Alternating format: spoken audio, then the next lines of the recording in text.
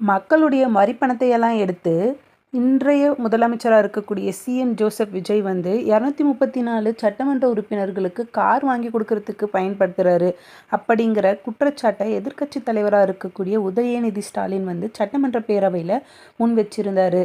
இதுக்கு பின்னாடி என்ன பின்னணி இருக்குது, எதுக்கு வந்து சிஎம் ஜோசப் விஜய் அவர்கள் வந்து கார் கொடுக்குறேன் அப்படின்னு சொல்லியிருந்தார், கார் கொடுக்கறதற்கான நோக்கம் என்ன, அதுக்கு எதிர்க்கட்சி தலைவர்களுடைய எதிர்ப்பு எந்த மாதிரி இருக்குது அப்படிங்கிறத தான் இந்த வீடியோவில் பார்க்க போகிறோம். இது வரைக்கும் என்னுடைய சேனலை சப்ஸ்கிரைப் பண்ணாமல் பார்த்துட்டு இருந்தீங்கன்னா மறக்காமல் சப்ஸ்கிரைப் பண்ணிவிட்டு பக்கத்தில் இருக்க பெல் ஐக்கானையும் கிளிக் பண்ணி வச்சுக்கோங்க. அப்போ தான் நான் போடுற வீடியோடைய எல்லா நோட்டிஃபிகேஷனும் உங்களுக்கு வரும். வாங்க உடனே வீடியோக்குள்ளே போகலாம். தொடர்ந்து ஸ்கிப் பண்ணாமல் வீடியோவை பாருங்கள். அப்போ தான் சட்டமன்ற பேரவையில் என்ன மாதிரியான விஷயங்கள் எல்லாம் நடந்துகிட்ருக்கு அப்படிங்கிற அப்டேட் வந்து உங்களுக்கு முழுசாக தெரிய வரும். அதாவது கடந்த ஆகஸ்ட் 19, 2026 அன்னைக்கு தமிழக சட்டமன்ற பேரவையில் தமிழக முதலமைச்சர் சிஎம் ஜோசப் விஜய் வந்து என்ன சொல்லியிருந்தாருன்னா, சட்டமன்ற உறுப்பினர்கள் அதாவது எம்எல்ஏஸ்க்கும் அமைச்சர்கள் அதாவது மினிஸ்டர்ஸுக்கும் அரசு சார்பில் வந்து வாகனங்களும் அதோடைய மெயின்டெனன்ஸுக்கு தேவையான பொருள்களெல்லாம் வழங்கணும் அப்படிங்கிற திட்டத்தையும் 110 விதியின் கீழே வந்து அறிவிச்சிருந்தார். அதாவது தமிழக சட்டமன்ற உறுப்பினர்கள் 234 பேருக்கும் தொகுதி பணிகளை வந்து கரெக்டாக செய்கிறதுக்கு அரசு சார்பில் வந்து புதிய கார்கள் வழங்கலாம் அப்படிங்கிற அறிவிப்பை அறிவிச்சிருந்தார். அது மட்டும் இல்லாமல் மாதாந்திர படிகள் அதாவது வாகன பராமரிப்பு, எரிபொருள், அப்புறமா ஓட்டுநர் ஊதியத்துக்கு மாதந்தோறும் 75,000 கொடுக்கலாம் அப்படின்னும், அலுவலக உதவியாளர் செயலாளர்கள் நியமனத்துக்கு மாதந்தோறும் 25,000 கொடுக்கலாம் அப்படிங்கிற அறிவிப்பையும் அறிவிச்சிருந்தார். இதனுடைய முக்கிய நோக்கம் என்ன அப்படின்னு பார்த்தோன்னா, பொருளாதார பின்னணி இல்லாமல் நிறைய பேர் முதன்முறையாக வந்து சட்டமன்றத்தில் தேர்வாகி சட்டமன்ற உறுப்பினர்கள் ஆகியிருக்காங்க. அப்படிப்பட்டவங்களுக்கு தொகுதி பணிகளை செய்கிறதுக்கு எந்தவித சிரமமும் இருக்கக்கூடாது. அதே சமயத்தில் ஊழலற்ற முறையில் வெளிப்படைத்தன்மையோட செய்யணும் அப்படிங்கிறதுக்காக இந்த கார் கொடுக்கலாம் அப்படிங்கிற திட்டம் உதவும் அப்படிங்கிற நோக்கத்தோடு இதை அறிவிச்சிருந்தார்.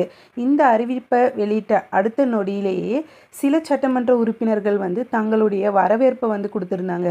அது யார் அப்படின்னு பார்த்தோன்னா, காட்டுமன்னார் கோயில் தொகுதி விசிகா எம்எல்ஏ ஜோதிமணி வந்து முன்வைத்த கோரிக்கையை ஏற்று இந்த அறிவிப்பு வெளியிடப்பட்டதாக முதலமைச்சர் குறிப்பிட்டிருந்தார். அது மட்டும் இல்லாமல் ஆளுங்கட்சி எம்எல்ஏ சிந்து படகோட்டி திரைப்படத்தின் கொடுத்ததெல்லாம் கொடுத்தான் பாடலை பாடி முதலமைச்சருக்கு தன்னுடைய நன்றியையும் தெரிவிச்சிருந்தாங்க. இவங்களுடைய வரவேற்பை வந்து இப்படி கொடுத்துருந்தாங்க. எப்படியும் ஏதாவது ஒரு திட்டத்தை கொண்டு வந்தால் வரவேற்பு இருந்துச்சுன்னா அதற்கேற்ற மாதிரி எதிர்ப்புகளும் விவாதங்களும் இருக்கும் அப்படின்னு எல்லாருக்கும் தெரிஞ்ச விஷயந்தான். அப்போது எதிர்க்கட்சி தலைவர்களாக இருக்கக்கூடிய திமுக வந்து இந்த திட்டத்தை முழுசுமாக புறக்கணிச்சிருந்தாங்க.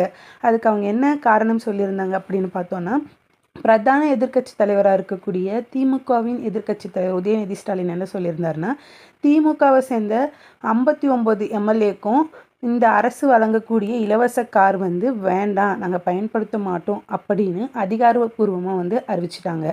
அதே மாதிரி இவங்க அதுக்கு குற்றச்சாட்டாக என்ன சொல்லியிருந்தாங்க அப்படின்னு பார்த்தோன்னா, மாநிலத்துடைய நிதி நிலைமை ரொம்ப கடினமாக இருக்குது அப்படின்னு சொல்லிட்டு மக்களுடைய வரி பணத்தையெல்லாம் எடுத்து கார்கள் வாங்கி தேவையற்ற நிதி சுமையை ஆளுங்கட்சி வந்து உருவாக்கிட்டு இருக்கு அப்படிங்கிற கேள்வியை திமுக உறுப்பினராக இருக்கக்கூடிய எழிலன் அப்படிங்கிறவங்க வந்து கேள்வி எழுப்பியிருந்தாங்க.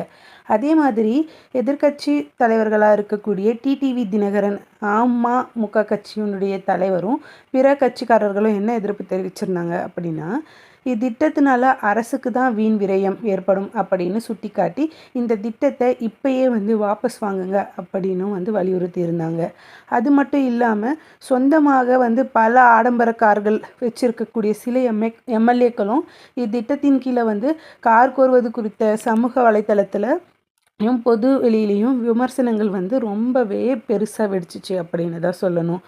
இந்த முதலமைச்சர் விஜயினுடைய இந்த கார் கொடுக்குற அறிவிப்பு எப்படிப்பட்டது, அது உண்மையிலே மக்களுக்கு நல்லது செய்கிறதுக்கு பயன்படுமா, இல்லை பிற எதிர்க்கட்சி தலைவர்கள் சொல்கிற மாதிரி இருக்கக்கூடிய கடன் சுமையில் இந்த கார் வாங்கி செய்யக்கூடிய வீண் செலவுகள் வந்து இன்னும் பாரத்தை ஏற்படுத்துமா அப்படிங்கிற உங்களுடைய கருத்தை மறக்காமல் வந்து கமெண்ட் பண்ணுங்கள். அடுத்த ஒரு பொலிட்டிக்கல் நியூஸ் அப்டேட்டோடு உங்களை சந்திக்கிறேன். Tata bye.